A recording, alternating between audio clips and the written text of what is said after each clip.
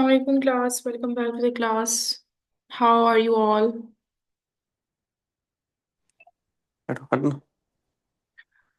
Light भी on कर दो। बुक ही कहाँ है तुम्हारी? इंग्लिश की बुक ले आओ मेरी। और रजिस्टर नहीं अभी याद आया है। Walaikum assalam. So class, I have already discussed this thing in the group that if any one of you have submitted your papers, let me know. Hariba, you had already submitted your papers and I have checked all of your papers, but I think I have given you a detailed feedback related to your paper and discussed it during class. And talking about other papers, I would be sending you personally, and I think you have improved a lot in those papers. So we would be discussing there. ठीक है? So today, as there was no other student, जो थे वो already मैं discuss कर चुकी थी. So let us talk about genres of poetry. Then we would be discussing um, elements of a literature, types of point of views that we had covered so far, forms of fiction, forms of drama, and forms of non-fiction. And they are basically included in your objective paper. I also asked you people to go through the reading of the definitions because there is no such thing which needs to be explained, you know. Walaikum assalam. So, class, first, I would be liking you people to go through the definitions of genres of poetry.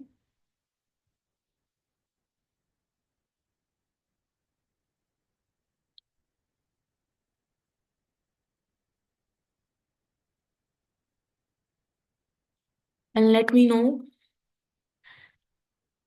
if you people do not understand anything. Walaikum assalam. Aman, have you registered yourself for the second batch?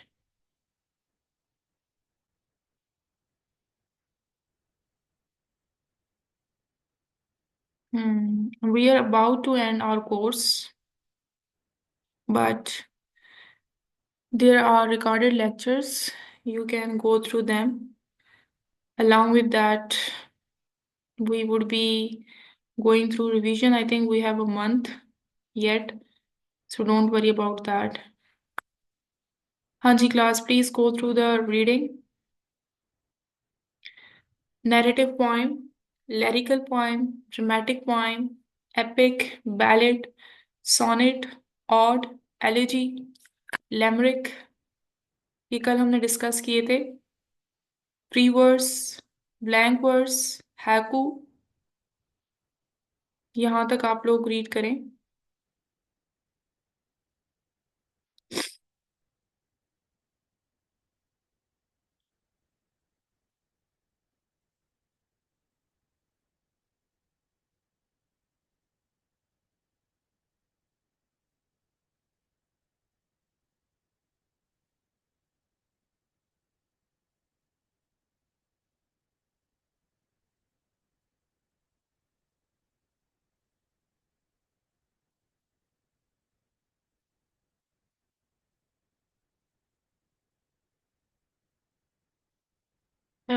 In the end of April, maybe.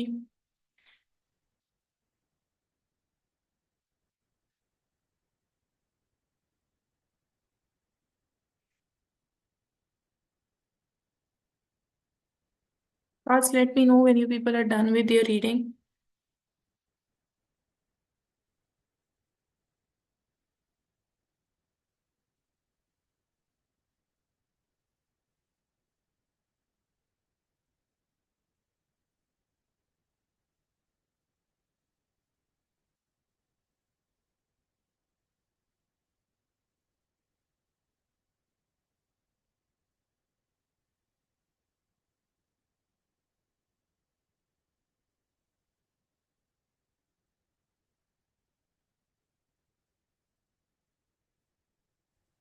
अस्सलाम वालेकुम ma'am. Ma'am आपके पास कोई notes वगैरह होंगे English के?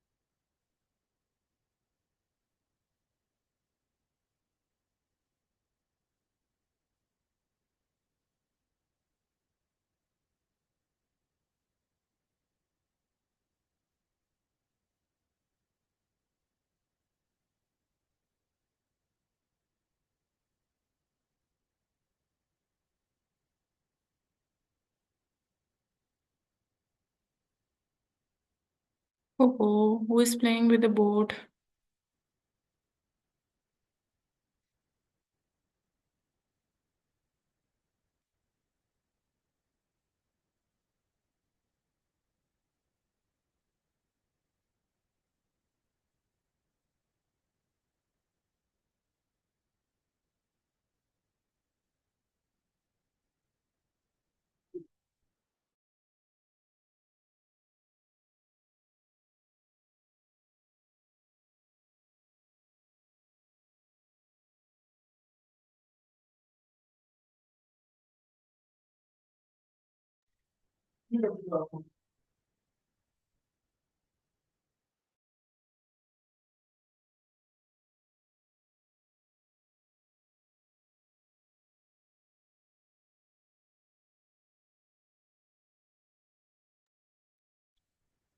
हाँ जी class next is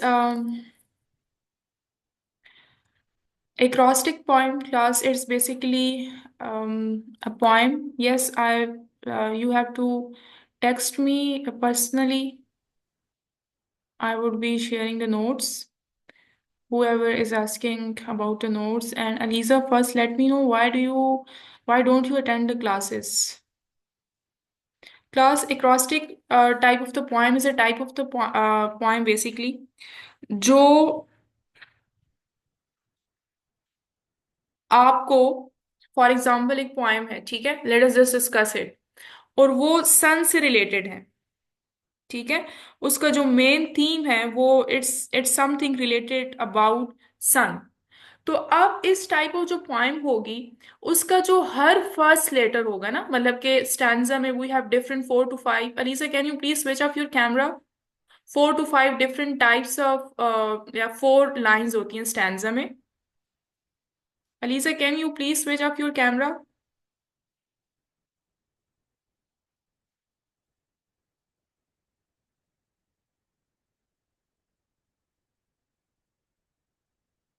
तो उस जो स्टैंजा में बेसिकली 4 लाइंस होती हैं क्लास, उन 4 लाइंस का हर जो इनिशियल वर्ड होता है that represents the whole theme of the point, ठीक है। For example just suppose let me give you an example, अगर I have already told you that if it's something related to sun, so उसके first 3 lines, अभी मैं आई am saying दो 3 lines, तो आप लोग देखें कि कैसे वो 3 लाइंस बेसिकली सन के थीम के रिलेटेड है। Shining brightly in the sky, so first जो वर्ड है shining, we know that sun always shines. The second line is underneath the blue so high, underneath means sky के underneath. The third line, new warmth for the day. A new warmth, of course, sun is always giving you a warmth for a new day, for a new start. So, ऐसी point जिसके हर line का जो first initial word हो वो आपके पूरे theme को represent करें, that poem is called as acrostic point. जी Aman, do you want to add something? जल्दी से पूछें बिकॉज इट इज डाइवर्टिंग मी।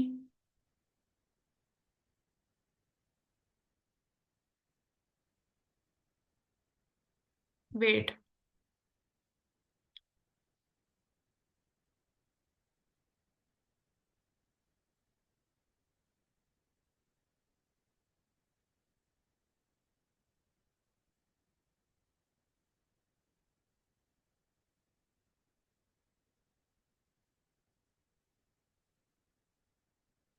देखिए मुझे, मैं आप लोगों को एक stanza, I am saying a stanza, ठीक है, मुझे बताएं कि हर वो और वो पोएम, वो stanza that is something related to sun. Just suppose कि उस पोएम का नेम जो है ना वो सन है, रिलेटेड टू समथिंग सन, ठीक है।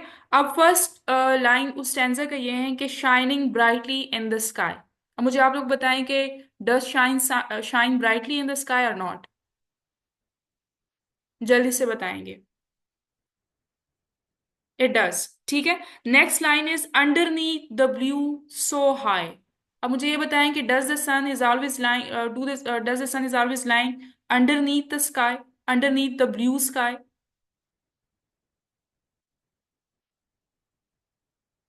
It always does. ठीक है. The third line is new warmth for the day. Does it bring warmth? New start? Yes, it always brings. तो एक्रोस्टिक टाइप ऑफ पोएम आपकी वो पोएम होती हैं जिसका हर लाइन का फर्स्ट जो वर्ड होता है या फर्स्ट 2 to 3 वर्ड्स होते हैं वो आपके जो पूरी पोएम का बेसिकली थीम है उसको रिप्रेजेंट करे. I hope now it is clear.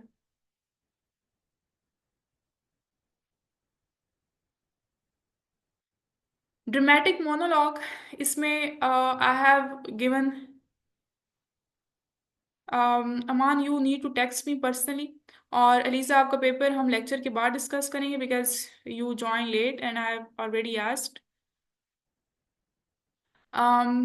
Then we have class dramatic monologue. Monologue means like a conversation where a speaker or a speech basically where a speaker is talking to himself or herself. ठीक है. आई have already told you about dramatic monologue yesterday, जहाँ आप सिर्फ अपने साथ बात करते हैं in order to express your emotions, thoughts, ठीक है, and feelings.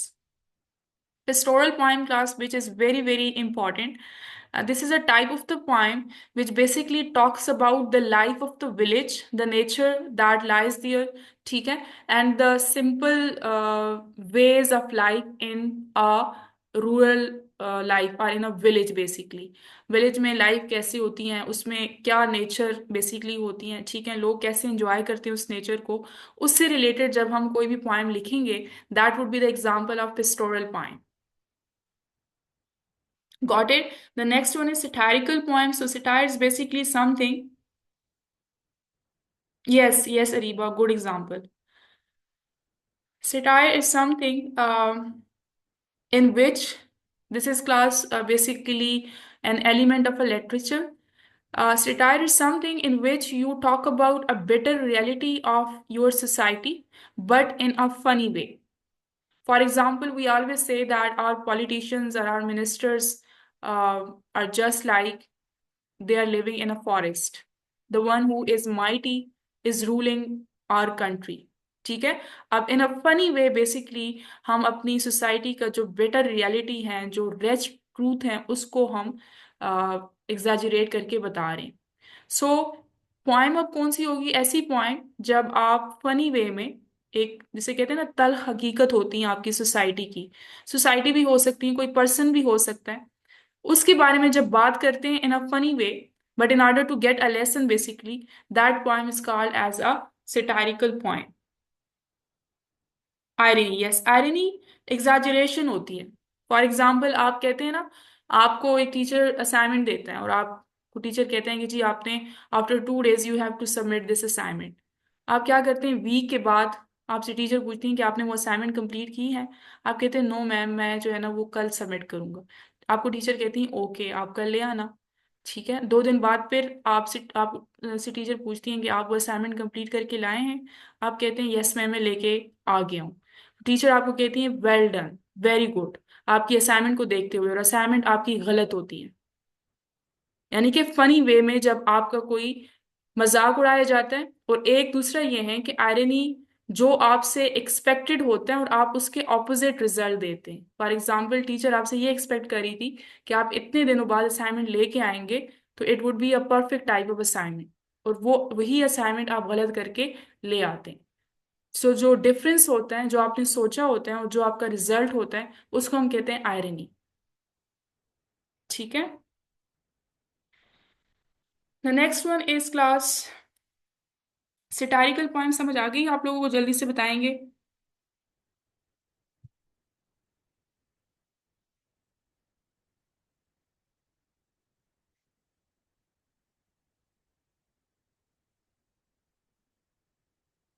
The next one is didactic poem. A poem written primarily to teach a moral lesson or convey instructions. ऐसी पोएम जिसमें आपको कोई एडवाइस गिवन होती है, ठीक है, या मोरल लेसन गिवन होता है. वालेकुम अस्सलाम. या any type of poem in which you people are given instructions, that poem is called as didactic poem.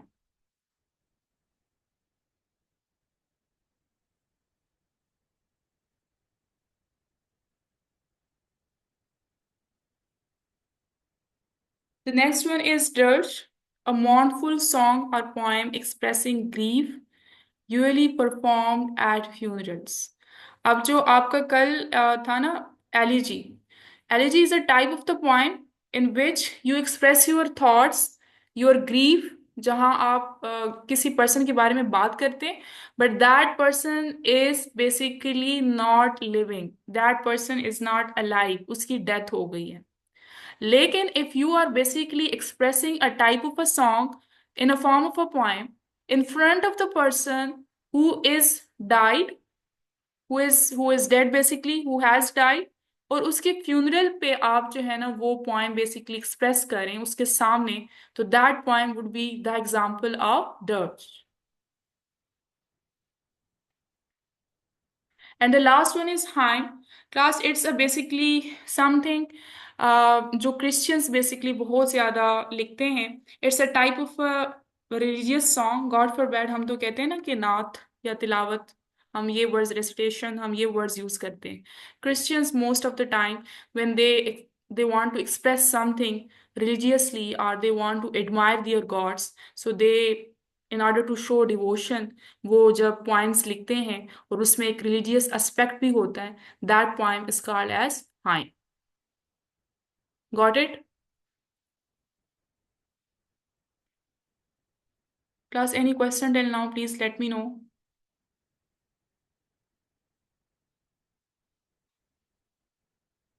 Okay.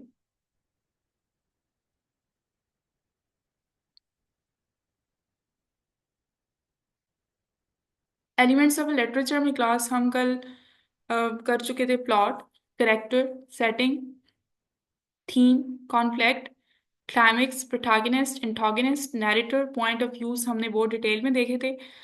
यॉनरा class, इसको प्रोनाउंस करते हैं यॉनरा, या का साउंड आप प्रोनाउंस करते हैं बेसिकली. आप कहते हैं ना, आप किसी पर्सन से पूछते हैं कि आपको किस टाइप के स्टोरीज पढ़ना पसंद है, तो हम अपने रियल लाइफ में तो या कॉमन स्पीच में हम कहते हैं आपको किस टाइप के स्टोरीज या नॉवेल्स रीड करना पसंद है. बट लिटरेचर में उस टाइप के लिए हम एक वर्ड यूज करते हैं जिसको हम कहते हैं यॉनरा. ठीक है, कि उसकी क्या फॉर्म है, वो फनी है, वो आयरॉनिकल है, वो ह्यूमर पे बेस्ड है, वो सस्पेंसफुल है, मतलब टाइप ही इसको कहते हैं, but in literature it is called as genre. तो ये आपका पेपर में ऑब्जेक्टिव में आ सकता है कि when literature is based on style, form means वो किस किस्म का है, ठीक है, या उसका थीम कैसा है, तो वो कॉमन लाइफ में तो हम टाइप कहते हैं उसको, but in literature's point of view it is called as genre. The next one is foreshadowing class. Again, very, very important aspect.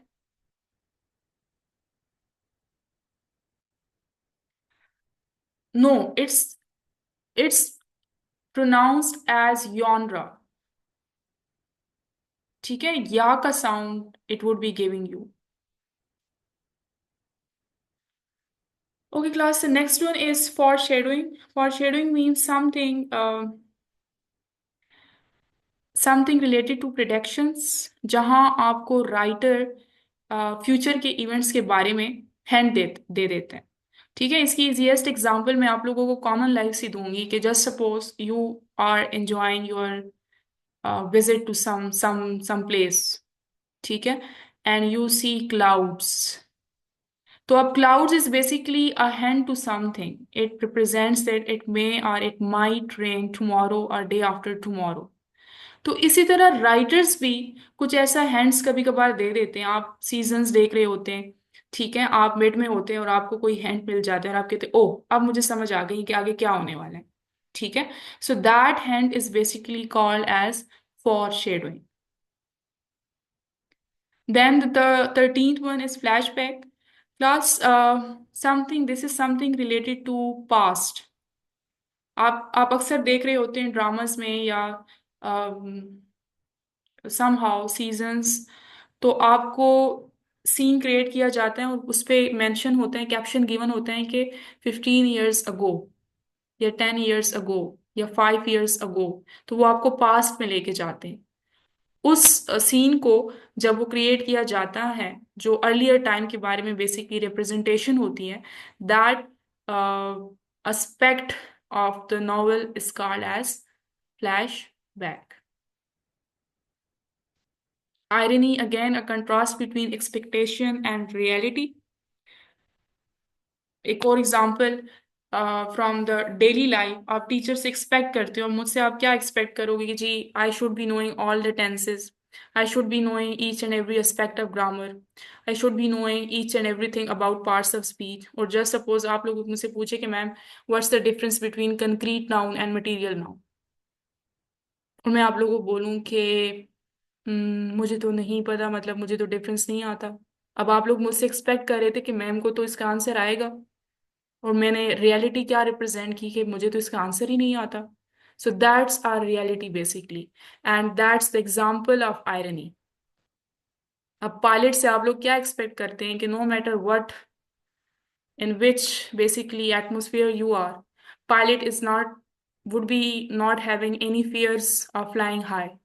और जस्ट सपोज थोड़ी सी हाइट ज्यादा होती है, वो आपको कहते हैं कि जी आप लोग रेडी रहें। ठीक है, तो एक आयरनी हो जाती है what is expected and what happens.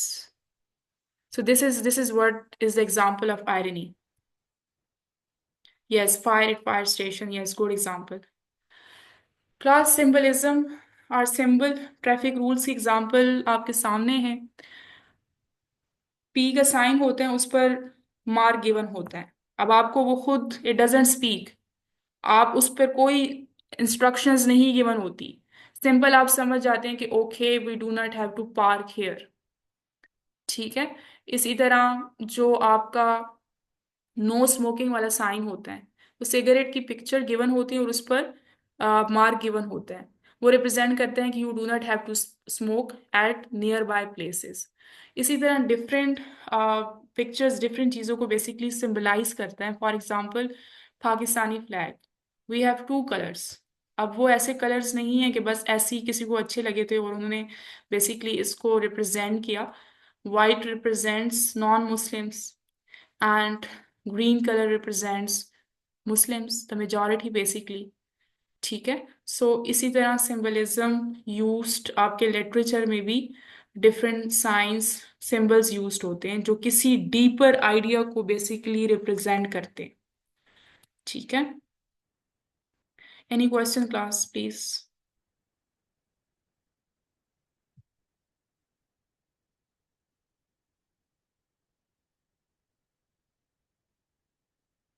Okay class 10 points of use कल हमने डिस्कस कर लिए थे। All those who are absent yesterday must go through yesterday's lecture because they are very important, और इससे रिलेटेड आपका ऑब्जेक्टिव मस्ट आता है, सो यू शुड नो।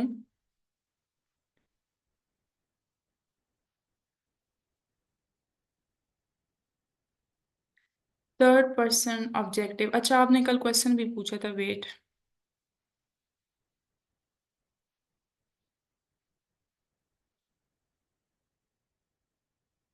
देखिए आपको मैं आसान एग्जांपल देती हूँ। आप आते हैं, ठीक है, आप कॉलेज से आते हैं जस्ट सपोज, और आप सुबह जो है ना, वो आपका पेपर था, और आपका ऐसे सब्जेक्ट का पेपर था जो थोड़ा सा मुश्किल था, और उसकी जो थ्योरी थी, you are not fully prepared. ठीक है, और आपकी लाइफ के बारे में your mother is writing something, और रूटीन के बारे में योर मदर इज समथिंग। अब आप उसी दिन पेपर दे के वापस आते हैं, और आपकी मदर आपको नोट कर रही है कि आप आराम से किचन में जाते हैं, और आप पता नहीं you are submerged in your thoughts, आप बहुत परेशान हैं। ठीक है, आप if you are having and taking your lunch, तो वो भी आप सही से नहीं कर पा रहे, और एट द सेम टाइम आपकी mother is compiling a story related to any aspect of your life. वो देख रही हैं कि आपकी रूटीन कैसे है। तो आपकी मदर को पता है कि why you are submerged in thoughts, क्योंकि उनको पता था कि आपका सुबह पेपर था, और आपके थॉट्स को, आपके एक्शंस को बेसिकली वो जज कर रही है कि आप क्यों जो है ना परेशान फील कर रहे हैं। ठीक है, so this is something that is opposite to third person objective. Third person objective में जो नैरेटर है ना, आपकी अम्मी को तो ये तो पता चलेगा कि वो किचन में खाना खाने जा रही है या लंच कर रही है, लेकिन आपकी मदर को बेसिकली ये पता नहीं होगा कि आप क्यों परेशान हैं, क्योंकि उनको ये भी पता नहीं होगा कि सुबह आपका पेपर था। So that type of point of view is called as third person objective. और थर्ड पर्सन ऑमनिसिएंट वो होता है जिसमें नैरेटर को, राइटर को थॉट्स और फीलिंग्स के बारे में पता होता है कि what a character is feeling. Got it?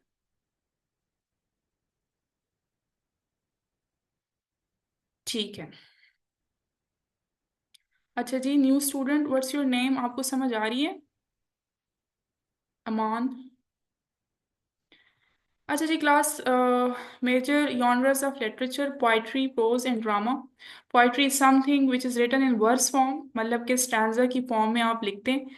Pros is something जिसको आप उर्दू में नसर कहते हैं, ऑर्डिनरी लैंग्वेज में जब आप बेसिकली पोइट्री लिखते हैं उसको कहते हैं prose. And drama is something which is performed on stage. ये आपका पेपर में आ जाते हैं कभी कभार के, piece of literature which has characters, which has a setting, which has a climax, and which is performed on stage is called as।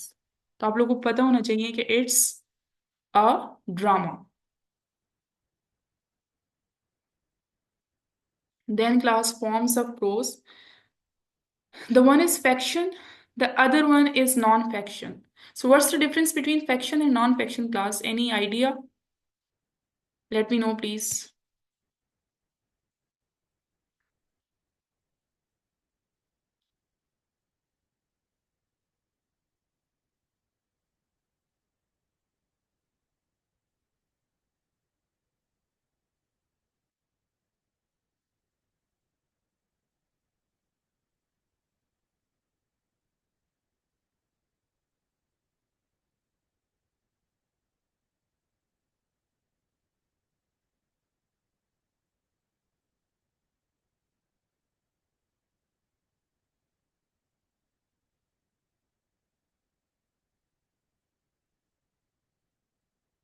Class, हम सिर्फ फॉर्म्स ऑफ प्रोज ही करेंगे, ठीक है?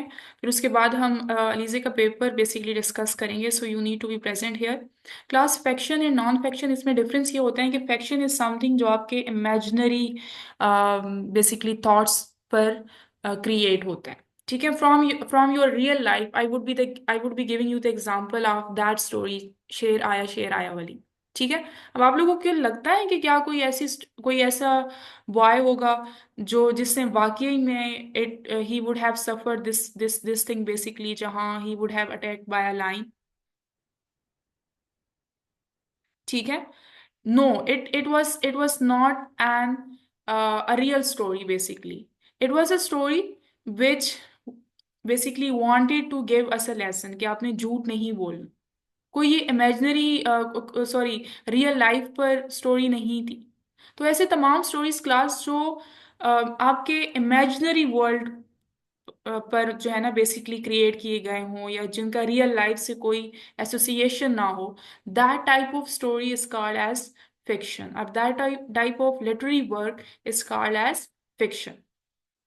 नॉवल है a long fictional narrative with developed characters and plot। आपका paper में आ सकता है क्या literary work which has characters and which has a plot basically is called as novel।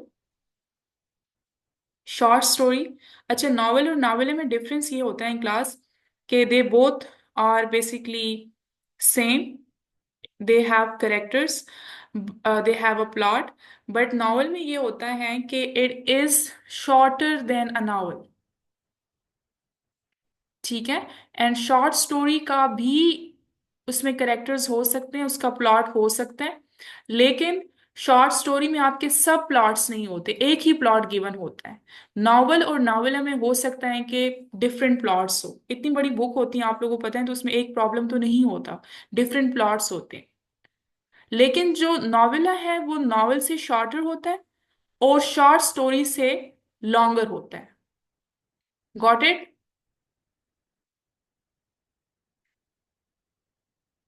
ठीक है. Then we have fable, a short moral story often with animals as characters. बहुत ही important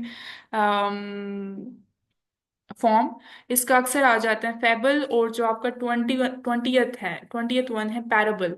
fable और parable में class difference यही होता है कि fable में जो आपके एनिमल्स होते हैं ना, वो एज करेक्टर्स हम उनको यूज करते हैं. फॉर एग्जाम्पल ग्रीड स्कर्स में फॉक्स की एग्जाम्पल आप ले लें. ठीक है. डिफरेंट एनिमल्स जब हम यूज करते हैं in order to have a moral story.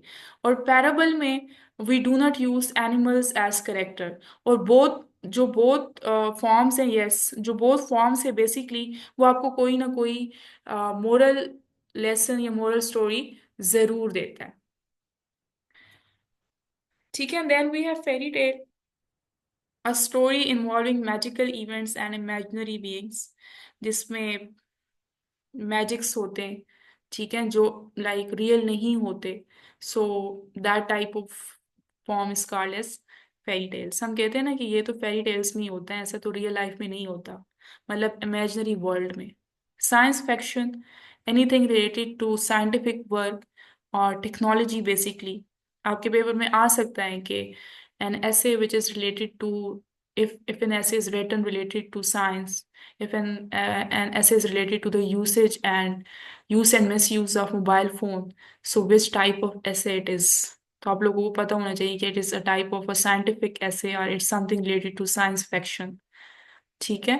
Historical fiction, for example, there is some country not in real sense, and it came into being somewhere and someday. ठीक है.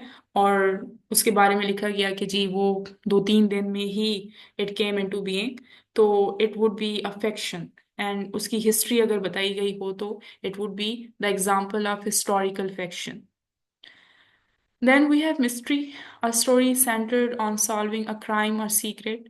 Suspense अगर solve होता है at the end of the story, so that form is called as mystery. Then we have detective fiction, a story focusing on a detective solving a case. So there are basically detectives जो जिनको हमें लगता है कि some type of murder example आप ले सकते हैं, और a baby जो कि बिल्कुल अभी ना लाइक अभी अभी ही has born basically, and it is kidnapped, he और she is kidnapped by somebody. तो वो बेबी के लिए बहुत मुश्किल हो जाता है कि हमें कैसे पता चलेगा. समहाउ मुश्किल हो जाता है कि उनके पेरेंट्स, अब रियल वर्ल्ड में उनके पेरेंट्स को कैसे पहुंचाया जाए बेबी को. तो अगर वो इस टाइप का केस सॉल्व होता है, सो उस फैक्शन को हम कहते हैं detective fiction. Fantasy, fiction involving magic or imaginary worlds. Horror, fiction intended to create fear or suspense. हम कहते हैं ना हॉरर मूवीज जो आप जिससे आप डर जाते हैं. रोमांस, लव और रिलेशनशिप्स. ठीक है. Adventure fiction involving exciting journeys and risk. Thriller, fiction full of suspense and tension. Satire, writing that uses humor or irony to criticize society, already told. Class, are you people getting the definitions? Let me know. They are easy, by the way.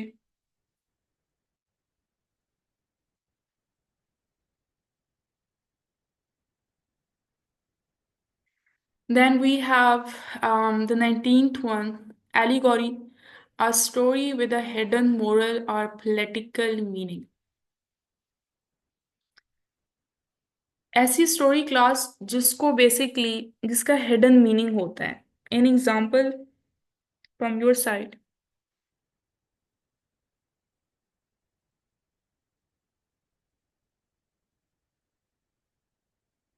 Any famous example.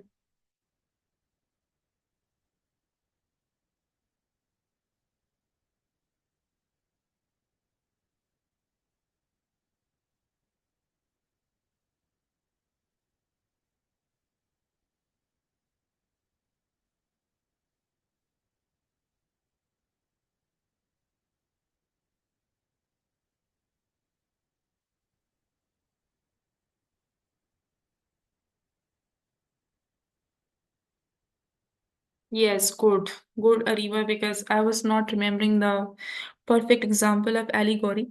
Class आपके जो 11th में the necklace, if you people have read, the story थी, उसमें hidden meaning basically there was a wife basically who wanted to have all the luxuries of life, ठीक है, and then they needed to go on a party.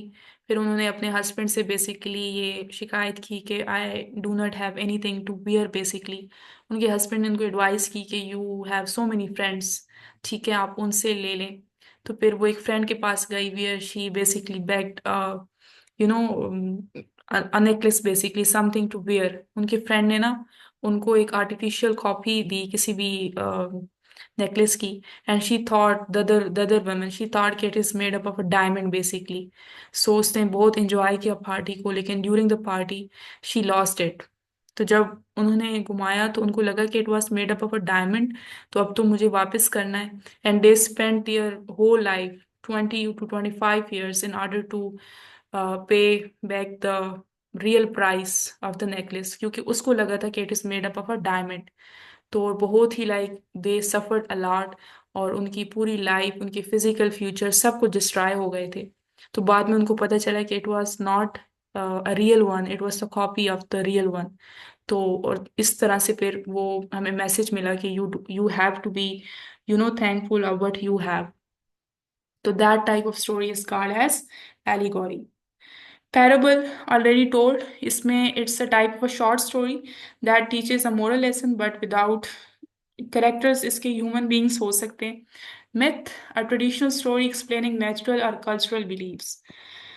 For example, class, we are always thinking and we are, forced to think basically. We are persuaded to think okay, when a cat, and most specifically black cat, is there and you are going on something, some important work, तो उसका मतलब है कि आपका वो काम नहीं होगा, which is just a myth। ठीक है, जो ट्रेडिशनल myth होते हैं और चलाए जा रहे होते हैं सोसाइटी। ठीक है, या इसी तरह like when a baby is born, तो ट्रेडिशनल मेथ ये होती हैं जी, न्यू मदर को एडवाइसेस दिए जा रही होती हैं सोसाइटी के, आप इसकी जो है ना ये करें तो उसका हेड जो है वो सही बनेगा, या समहाउ उसकी आंखों में पता नहीं सुरमा यूज करें तो उसकी आंखें जो आईज होंगी वो बहुत ब्रॉडर होंगी। हालांकि इट डजेंट हैपन। ठीक है, लेकिन एक ट्रेडिशनल स्टोरी है जो किसी एक पर पूरी फुलफिल्ड हो गई हो, तो लोगों ने समझा कि ये हर बेबी पर बेसिकली काम करेगी, हालांकि ऐसा नहीं होता। और अब तो बिल्कुल न्यू मदर्स जो हैं इन चीज़ों पर बिल्कुल बिलीव ही नहीं करते। सो बेसिकली स्टोरी और समहाउ आइडियाज भी इसमें आ सकते हैं। ठीक है, which are passed down from one tradition to another tradition. They may be right, they may be wrong, but most of the oldies basically consider them as something which is true। ठीक है, then we have class legend, a traditional story based partly on historical facts, और historical facts पर भी, और जहाँ heroes की achievements पर भी बात की जाती है, that is also called as a legend. And the last one for today is folk tale, a story pass down orally through generations. ठीक है, दैट उस पे सॉरी नाइट टाइम पे जब babies are about to sleep, so they ask for stories from their parents। So some of the stories are real, some of the stories are made up there and that specific moment। तो उन stories को जो orally पास down की जाती हैं, उन type of stories को कहते हैं पॉकेट्स।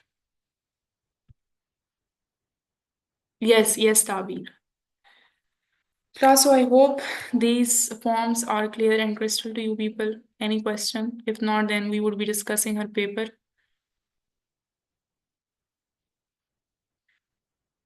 हाँ जी, Areeba, are you there? Areeba नहीं, sorry, अरीजा।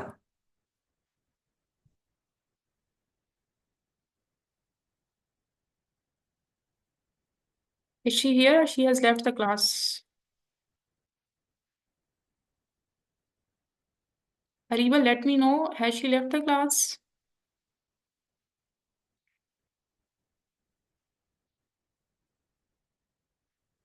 Okay, wait.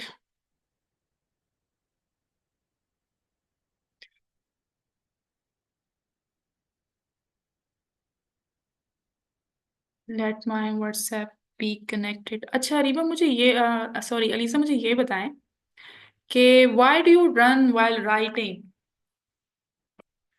What's the hurry?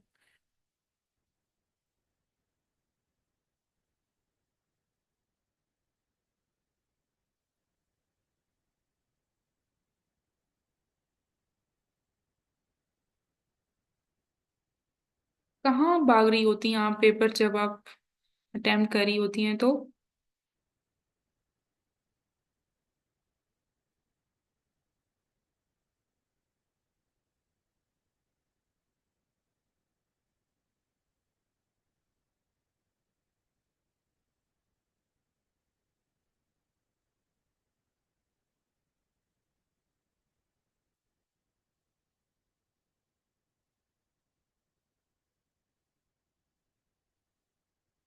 अच्छा, कहीं भी नहीं भाग रही होती? Let me share your paper, please.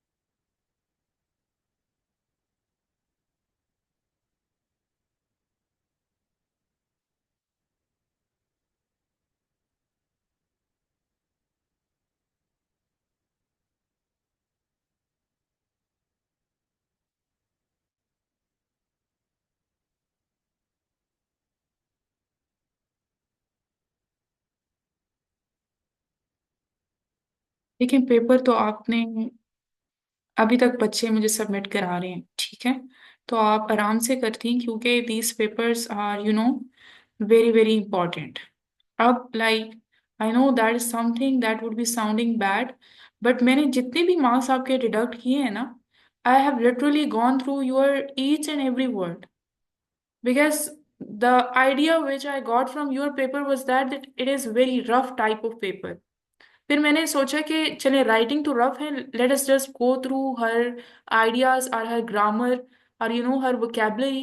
But believe me, there was no such mistake related to your grammar, related to the sentence structure. But all of the marks were basically इस paper में तो फिर भी मैंने आपको दिए हैं, all of the marks were basically deducted because of the over writing, because of the speedy writing, because of the Swift writing, and because of the presentational skills. I would be discussing how. For example, this was the first question. Um,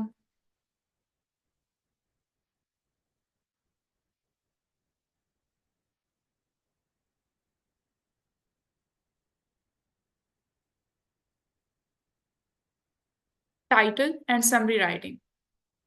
See, title के बाद जो आपने punctuation mark use किया है, let me know what type of punctuation is this. Does it exist in English? And this is not only for her class, this is for all of you. आपके like be prepared for the strict type of checking in your paper and be prepared for a tough paper. आपका ये 9 10 और first year वाले paper को बिल्कुल भूल जाएं आप लोग, ठीक है? ये छोटी छोटी मिस्टेक्स बेसिकली आप लोगों की फिर मार्क्स डिडक्ट करवाते हैं. This is something, if I am not wrong, तफसील और like तफसीलिया type of punctuation mark in Urdu, it doesn't exist in English. Title में you have to use a semicolon, then I cannot see any usage of marker, any usage of pointer in your paper. ठीक है? Please work on your writing.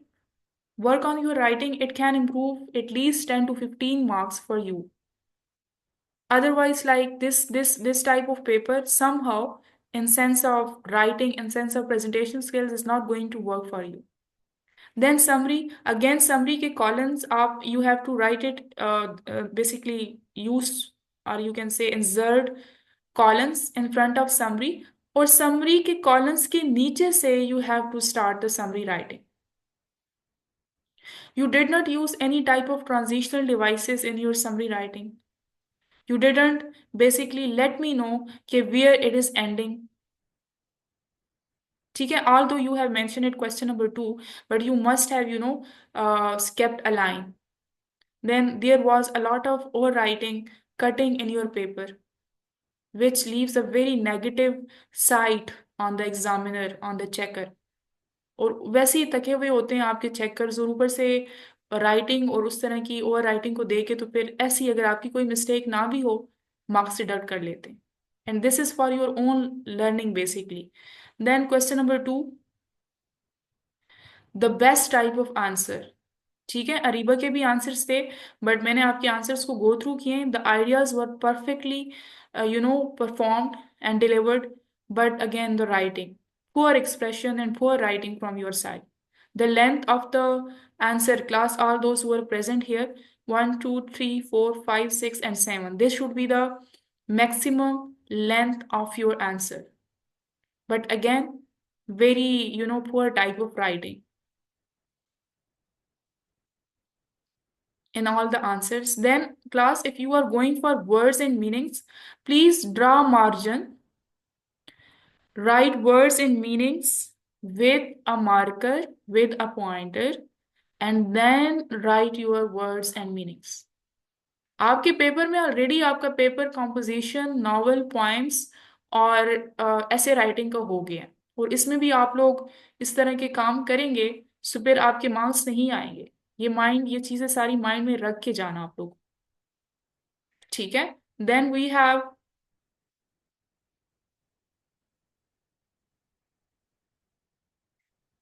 questions related to poems, again over writing and cutting. और आपके कुछ like the first question, it was okay but it needed an explanation. Question number 2 was okay, third one okay, but again writing, उस पे मैंने आपके marks deduct नहीं किए क्योंकि आइडियाज आपने परफेक्टली डिलीवर किए थे, and there was no such mistake. हाँ जी, पार्ट बी, कैरेक्टराइजेशन. कैरेक्टराइजेशन के डिफरेंट टाइप्स हैं class. Round characters, static characters.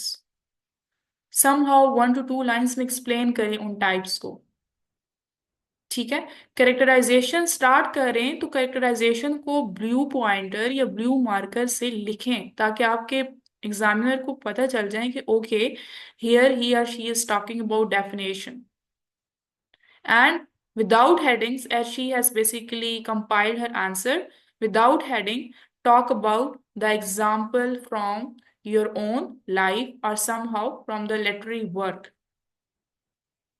अब दा पर आप इसको मार्कर के साथ लिखती, और जो आपके ऑथर हैं, जो आपके राइटर हैं, आप उसको ब्लू पॉइंटर के साथ लिखती.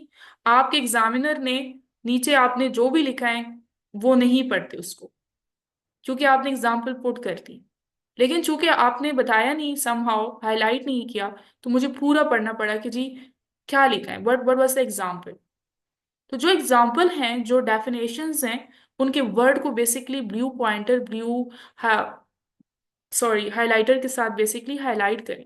लेट अदर्स नो कि you are starting from here, you are writing and mentioning the example from this line.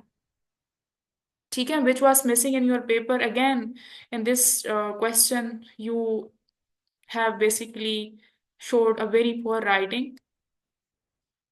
You can see very rough. अच्छा, क्वेश्चन नंबर 5 पार्ट ए आप कर रही हैं. ठीक है, बहुत अच्छा किया आपने. आप मुझे ये बताएं कि व्हाट इज दिस वे, कि आप कोई मिस्टेक है आप उसको जस्ट मार्क कर रही हैं, उसको कैंसिल कर रही हैं और उसके ऊपर काम कर रही हैं. What is this thing? आपने वही पैराग्राफ दोबारा लिखना होता है, लेकिन जो मिस्टेक होती है आप उसको मार्कर के साथ हाईलाइट करते हैं कि दिस वाज द मिस्टेक, और उसको मार्कर के साथ लिखते हैं, आप उसको मार्कर के साथ कट नहीं करते। Literally I open all of the 4 papers for your own paper, for your single paper, कि मैं उसको देखूं कि इसमें क्या क्या मिस्टेक्स थी, and then I came to know कि ये मिस्टेक्स थी।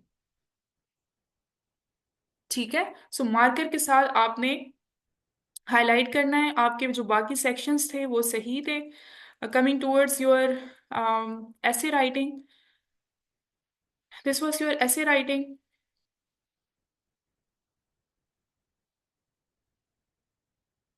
अच्छा, देखिए आपने आई थिंक बुलेट्स में काम किया है, और ये सिर्फ अलीजा की मिस्टेक नहीं है class, I know most of the students go for this. Paragraph writing है, टेक्निकल वर्ड से नीचे आप पैराग्राफ स्टार्ट कर रहे हैं, मुझे पता चल गया है कि आप पैराग्राफ स्टार्ट कर रहे हैं। There is no need to mark a dot और in order to show a bullet in front of the other paragraph. This is not something related to maths. This is English. You have skipped a line. I have come to know that okay, she is talking about a new paragraph. Then, uh, I think you have used bullets and written in bullets. Yes. Where is your conclusion? आप लोगों ने bullets form में ऐसे writing में काम नहीं करना। अब देखिए ये ऐसे इतना अच्छा लिखा गया, बट इसमें 2 major things are missing: conclusion and quotations. अब आप लोग कहेंगे मैम कोटेशंस तो हमसे याद नहीं होते। You would be learning with the help of a practice, practice नहीं होगी तो फिर 12 में 6 और 5 मार्क्स ही आएंगे। हालांकि लेंथ बहुत ज्यादा थी, but like what are consider to be the foundations of essay, they were missing. There were no quotations used. Somehow transitional devices मुझे एक दो ही नजर आई हैं। आप इतना मेजर जो पैराग्राफ है अपने ऐसे राइटिंग का, कंक्लूजन, आप उसको मिस करें। और मैं आप लोगों को like it's a very rich reality of the examiners कि वो आपके सिर्फ कोटेशंस देखते हैं, वो आपके ट्रांजिशनल डिवाइसेस देखते हैं, वो आपका फर्स्ट पैराग्राफ देखते हैं, और वो आपका कंक्लूजन देखते हैं। और आपके फर्स्ट पैराग्राफ का हमेशा जो ऐसे राइटिंग होती है क्लास, उसका try to start it from a quotation and then try to explain it in 2 to 3 lines. इस तरह का आप स्टार्ट लेंगे, there is no power on this earth basically जो आपके ऐसे राइटिंग में मार्क्स डिडक्ट करेगा। लेकिन इस तरह का स्टार्ट नहीं लेंगे तो फिर 6 7 ऑर्डिनरी मार्क्स जो होते हैं, जो हर स्टूडेंट ले सकता है, वो भी फिर आप लोग के मार्क्स आएंगे। Got it? So, Aliza, this was your paper, and you have basically repeated all these types of mistakes in all of your papers. And I hope you would be learning a lot from this discussion. But I'm happy that there are few people in your class, including Ariba, and there were some 2 students who have basically submitted the paper. एक ही सही आप लोगों ने किए हैं, और ये आपको बहुत हेल्प आउट करेंगे। I know it, if you people are determined to work on your shortcomings.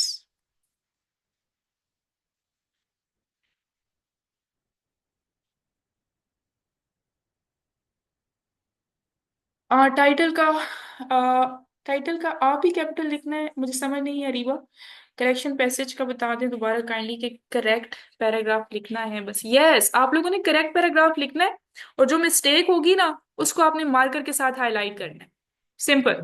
ताकि आपके चेकर को वो बस उसको पता चल जाए कि ओके ये मिस्टेक्स आइडेंटिफाई कर ली हैं स्टूडेंट्स। फिर वो आपकी मिस्टेक्स ढूंढता रहेगा कि ये कौन कौन से मिस्टेक्स को आइडेंटिफाई किया है। कुछ नजर आएंगे, कुछ नजर नहीं आएंगे, और इस सीन में आपके मार्क्स डिडक्ट हो जाएंगे। ठीक है, section B paper, wait, let me move towards it. अच्छा, objective was somehow correct Aliza, लेकिन आपको राइटिंग इम्प्रूव करने की बहुत ज्यादा जरूरत है। एंड यस, एंड का आज है वो कैपिटलाइज नहीं होगा, इंपॉर्टेंट वर्ड्स का सिर्फ कैपिटलाइज होता है। So Aliza, I hope things are clear, and all the students who are present here in the class must have learned something new. If there's any question, please ask away. If not, then we are concluding our today's discussion.